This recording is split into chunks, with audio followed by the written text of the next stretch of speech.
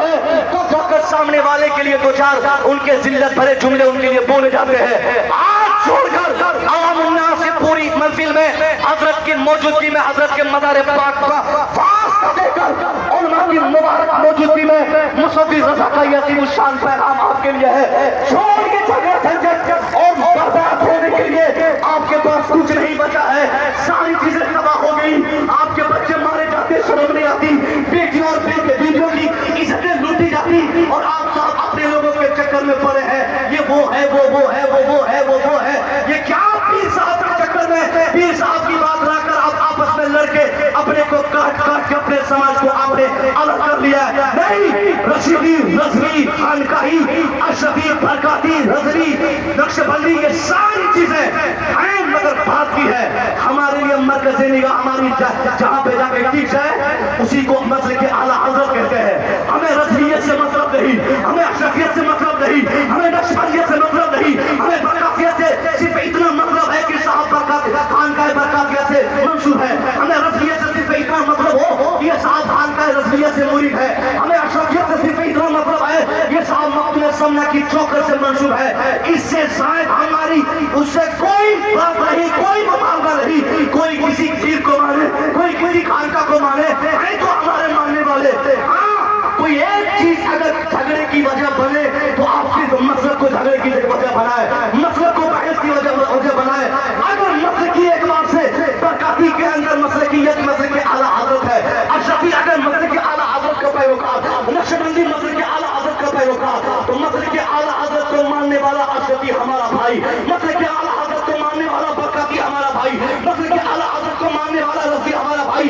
اور اگر سامنے والا رضوی ہو, برکاتی ہو, نقشبندی ہو اور مسلک کے اعلیٰ حضرت کو نہ مانتا ہو, نہ جانتا ہو, نہ فالو کرتا ہو, تب آپ کو یہاں پہنچنا ہے ان کی مخالفت کرے, اس پہ اعتراض کرے, اس کو سمجھائے, اس کی اصلاح کے لیے کانفرنس سجائے. اور باقی اگر مسلک کے اعلیٰ حضرت کے بعد کی کوئی بات ہو خانقاہی اعتبار سے, افراطی اعتبار سے, پیر صاحب کے اعتبار سے, کسی عالم صاحب کے اعتبار سے, امام صاحب کے لیے عیدگاہ کے جھگڑے میں, مسجد کے جھگڑے میں, گاؤں کے جھگڑے میں, کمیٹی کے جھگڑے میں, وہ اللہ کی قسم یہ چھوٹی چھوٹی بات کو لا کر مشترکہ طور پر سامنے والے کو اپنا مخالف سمجھنا, یہی قوم کی بربادی کا سب سے پہلا راستہ.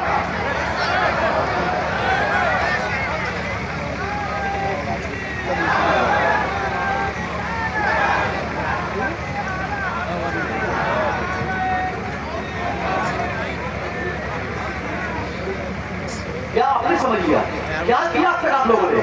یہی 25 سال کی تاریخ آپ نیپال کی پڑھیں.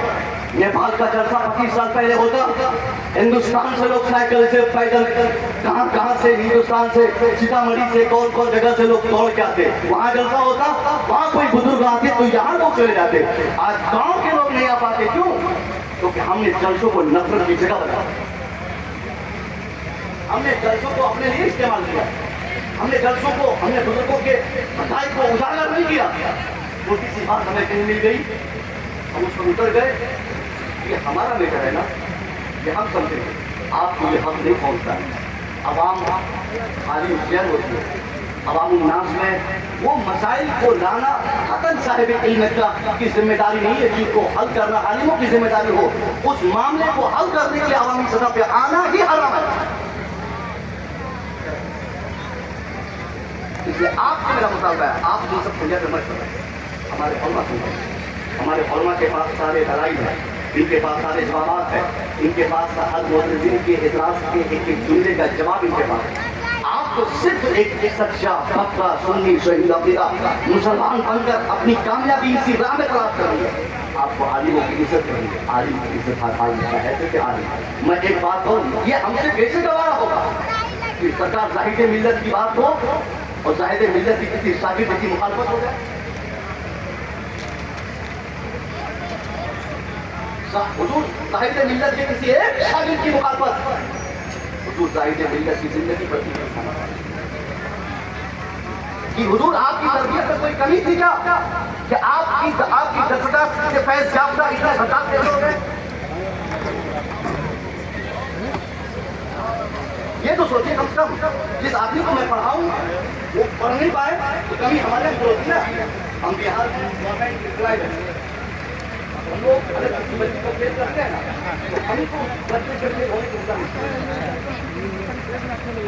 اور ہوتی بھی یہی ہے. تو اتنا بھی کچھ آپ سمجھیے تعلیم لوگوں صرف تنقید صرف کرٹیسن صرف یہی سب کر کے ہم نے اپنا وقت ضائع کر کے عوام کا بھی وقت ضائع کیا. اللہ کے واسطے مجھے میں امید کروں گا کہ آئندہ ہم لوگ ان سب چیزوں سے پرہیز کر کے اپنی عوام کو اپنے لوگوں کو ان بچوں کو ان نوجوانوں کو صحیح راہ دکھانے کے لیے ہم اپنے جلسوں کا استعمال کریں گے. جلسوں کے خطاب کے بعد اگر بچے ہمارے بستہ لے کر اسکول نہیں جائے تو یہ جلسے کی ناکامی ہے. جلسے کے اختتام کے بعد بیٹھ کے دوپٹہ نہ لگائے یہ جلسے کی ناکامی ہے. ہمیں لینے کے جو دونوں سے نیتا جی گئے تھے ان میں سے ایک صاحب یہاں موجود ہے. انہوں نے ایک روشنی ڈالی اور ایک ایسی زبردست دل چھوتی بھی بات انہوں نے کہی. خدا کی قسم جو بات کہنی تھی بحیثیت کے ذمہ دار کمیٹی کا ایک فرد ہونے کے انہوں نے مجھ سے کہی کہ حضرت میں آپ سے پوچھوں گا کہ آپ جلسے میں آپ کیا کر رہے ہیں آپ بتائیے مجھے. یہ جملہ اور واقعی جواب سوال نہیں تھا. میں اگر پوچھوں حضرت آپ جلسے کے ایک گھنٹے کی تقریر سے آپ کیا کر رہے ہیں آپ بتائیے مجھے. میرا جواب نہیں بن پایا سوائے اس کے کہ میں